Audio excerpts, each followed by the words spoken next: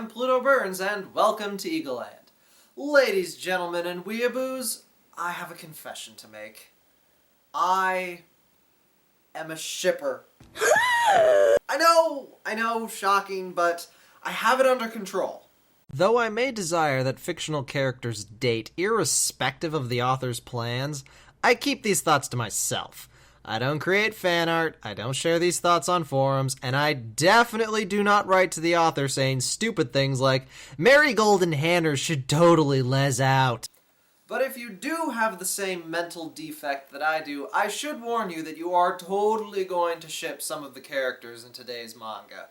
Special A is an odd duck of a manga. It's not a harem, but it has a lot of the conventions of harem mangas.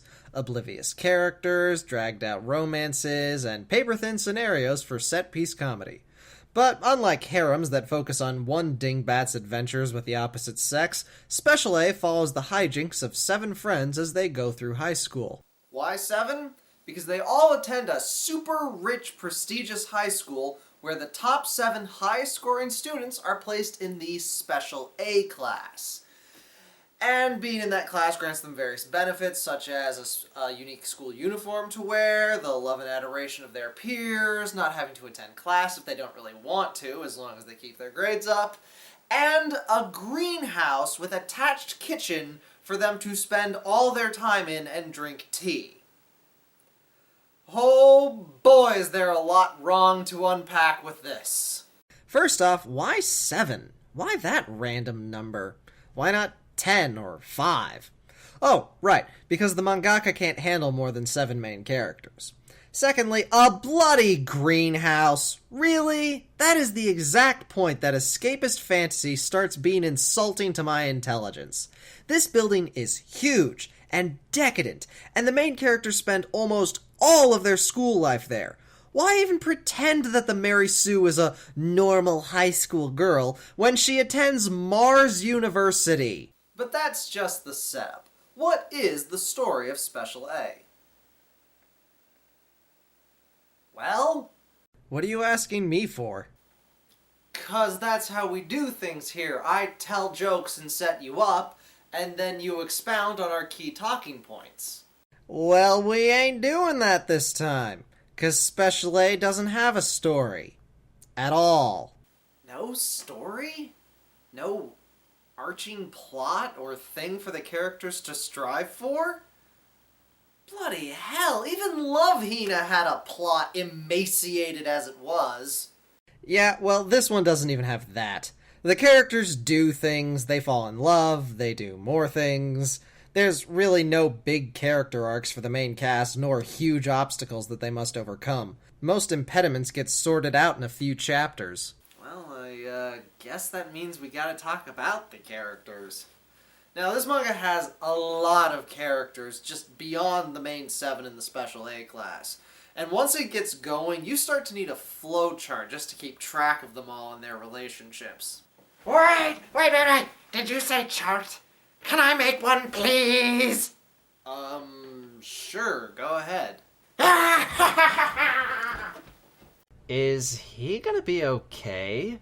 I hope so. I haven't seen him that excited since I gave him a book of Shel Silverstein's poems. Well, let's get started with the main cast. You know, we just pointed out the artifice of our own show. I don't think we can just go back. Just do it. Fine, whatever. Taking them in order of class rank, first we have Perfect. He is perfect. At everything. He is impossibly strong for his Bishonen frame, and he is smarter than everyone at everything. Even his flaws are framed as being too perfect for his own good. I would be more bothered by this if the mangaka wasn't doing it on purpose as a joke. Then there is Party Girl. She is a normal high school girl, since she comes from a poor family. She considers herself Perfect's rival and has made it her goal in life to best him at something. But she isn't perfect like him. She sucks at cooking, really sucks at teaching, and is dense as a fence post made of unobtainium. And of course, her thick skull is the only reason she and Perfect don't start dating until halfway through the manga. Also, she likes parties. A lot. Then there is Boring. He is boring. even with a seductive hypnotism-induced split personality. That's a fairly impressive feat of dullness. Then there's his twin sister, Megami, who gets to keep her real name. She is an opera singer, but her voice is so powerful that it inflicts ear damage to people who are too close. To protect her voice, she writes on a pad of paper instead of talking. She's probably my favorite character, because she actually has more layers than a commencement wafer. But more on her later. Then there is Tarzan. His joke is that he really likes spending time outside. That's it.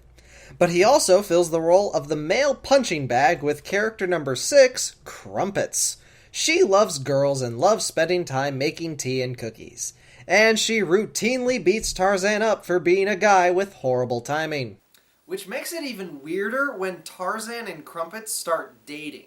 I've read through this manga 4 times, and it was only on this read-through for the review that I actually noticed when they started dating. I distinctly remember on previous read-throughs being all, when the hell did they start dating? They satisfy that horrible couple you see in most harems where the girl is constantly beating the guy. I would be more upset about this if they actually mattered. The last of the 7 SA members is Ryu, who also gets to keep his name. His joke is that animals really love him. He also has a childhood friend, codependent snuggling relationship with Megumi and Boring. He also falls in love with a prince, who turns out to be a girl who cross-dresses because that's hilarious to the Japanese. Because of, tradition. Yeah, that's the ticket. Now, Half-Prince is one of the 3 extra characters who rounds out the numbers here, so no one graduates this manga without a date. Boring gets a girlfriend whose name I can't remember. Then there is Snidely, who's kind of a bum burner and has a history with most of the richer characters in this story. He attends an entirely different super rich person private school, and eventually ends up dating Megumi. And making it around 10 is Half-Prince, who isn't honestly that interesting of a character, even though she is the other half to the second most interesting pairing. Now, since character pairings are the altar at which the story had its heart ripped out, I'm gonna sum those up. Perfect and Party Girl are dull but occasionally funny. Boring is so aptly named that he only gets 3 chapters devoted to him. And Tarzan and Crumpets are a terrible couple and make no sense. Now, as for the other 2... Ryu and Half-Prince aren't a particularly dynamic couple, but the process of them becoming a couple was just too funny to not recount. Ryu accidentally walks in on her getting changed because a princess who is hiding her gender doesn't lock the bathroom door. A doy? He agrees to protect her secret, which leads to a hilarious scene where they meet a dog that only loves women, so Ryu keeps running interference by getting his face gnawed on. Who's a good doggy? Who's a good doggy? Megumi and Snidely's relationship takes a bit of setup. Snidely has, shall we say, a history with Crumpets and kind of has a thing for her. Megumi wants to do something nice for her friend, so she asks Snidely out on a date to distract him from Crumpets. Snidely, being the clever sod that he is, knows that something is up, but goes along on the date anyway. On their date, Snidely asks Megumi why she writes everything instead of talking. And she actually answers him using her voice for the very first time in the manga. She says she is trying to protect her voice for singing. Snidely suddenly goes tsundere and insists she stop talking. Then he runs off and tracks down one of those magnetic boards you can write on and erase and reuse. Later, Megumi gives him a private concert of her singing at a safe distance. That's just so adorable! Okay. How much time have I... Holy hell! Just a little bit of time left for comedy discussion. The humor for this manga is... alright. Some of the jokes fall really flat, but others work okay. It helps that the central couple of Perfect and Party Girl is rather amusing. I give the manga a lot of points for being from Party Girl's perspective, but Perfect was the one who fell in love first, and there's a lot of mileage to get out of their gags. Party Girl is dense but cheerful and determined and up for anything, leading to many a hijinks. And Perfect is played over the top enough that he can be quite amusing. My favorite time was when the SA class were having a race, and in order to make it fair, they gave themselves a 10-minute head start over Perfect, and gave him the Hannibal Lecter treatment. And he still wins the race, even with Tarzan using a motorcycle. Card games on motorcycles! Another thing I really liked is that Perfect and Party Girl are fans of pro wrestling and use those moves as their fighting style. Actually, this isn't the only manga I've read that has pro wrestling as a reoccurring element. I must research this phenomenon. The art is honestly not very good. The chibi designs are lazy, and sometimes it goes into full-on stick figures. The action scenes are weak, though there is some decent stylization for the characters. One weird complaint I have is the hair. I know it's manga, but still, these characters just have too much hair. No one's hair is that thick. Special A isn't very good, but there is some fun to be had here. If you're a fan of harem comedies, you should probably check it out. The mangaka is Minami Maki. She has some other romance titles to her name that I didn't check out because they looked distinctly average.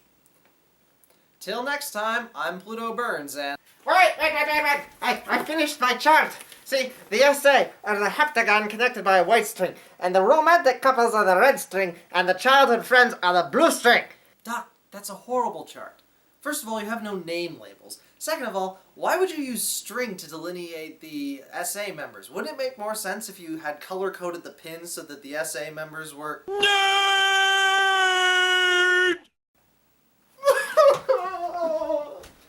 Black or white, add a little bit of moonlight for this intercontinental romance. Shy girl, sexy girl, they'll like that fancy world. Champagne, a gentle song, and a slow dance. Who makes it fun to spend your money? Who calls you honey most every day? Girls, girls, girls. Oh yes, Mahoka. More charts. Oh, you know just what I like.